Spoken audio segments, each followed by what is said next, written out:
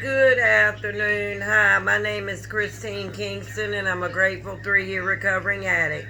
And I come to you from Elizabeth City, North Carolina, to read to you the Day by Day by Hazelden, the Daily Reflections by Alcoholics Anonymous, and the Just for Today Daily Meditation by Narcotics Anonymous. And I read these so you don't have to. Sorry that I'm posting late this afternoon. I had a doctor's appointment out of state, and it takes me a little while up there, and it was early this morning, and I didn't have time to post early this morning, so I'm posting this afternoon. So with that being said, we're going to read July the 6th, Putting the Program First. There is no substitute for our program, but that doesn't exclude other forms of help. In the beginning, other therapies or activities led only to confusion. However, after a firm foundation has been established, our program can be usefully combined with other forms of aid. Our stories are filled with other interest and mutually beneficial therapies, but they only seem to help when they work in conjunction with our program. The only danger in other forms of help is when we presume that they precede the program that saved our lives. Do I remember the first things first? Lord, may I not find it necessary to excuse myself out of my program and possibly out of my sobriety or cleanness. And yes, my program comes first. Sorry for the TV in the background. It'll be okay. Also, let's read out of the Daily Reflections.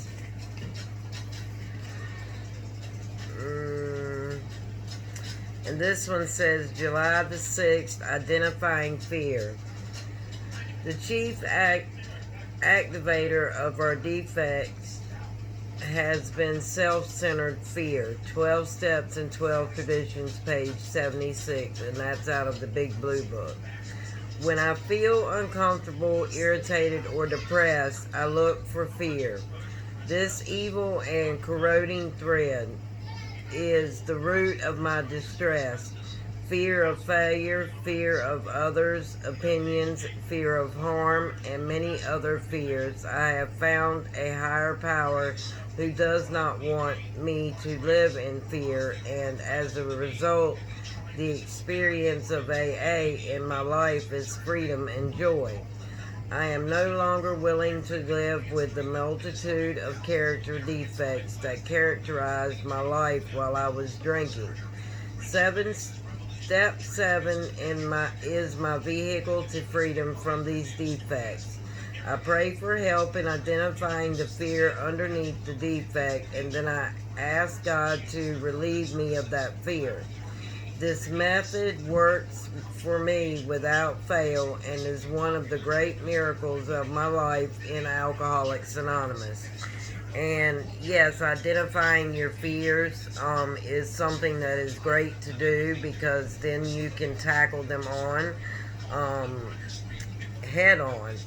Because fear can cause us not to proceed with our program. So, out of the Narcotics Anonymous book, July the 6th, I'm sorry. The main thing the 8th step does for us is to help build awareness that little by little we are gaining new attitudes about ourselves and how we deal with other people. Basic text, page 39. To say I'm sorry probably isn't such a foreign idea to most of us. In our active addiction, it may have been a very familiar phrase. We were always telling people how sorry we were, and were probably deeply surprised when someone tired of our meaningless apologies responded with you sure are. In fact, you're the sorriest excuse for. That may have been the first clue that and I'm sorry really didn't make any difference to those we harmed, especially when we both knew that what we just do the same thing. Again, many of us thought that making amends would be another I'm sorry. However, the action we take changes, and above all, to make the situation right. If we stole money, we just don't say I'm sorry, I'll never do it again, now that I'm clean. We pay the money back. If we neglected or abused our families, we just don't apologize. We begin to treat them with respect. Amending our behavior and the way that we treat ourselves and others is the whole purpose of working the steps. We no longer just sorry, we're responsible. Just for today, I accept responsibility for myself and my recovery. Today, I will amend some particular thing I'm sorry for. And I don't know how many times I've said I'm sorry and turned around and done the same thing over and over and over again.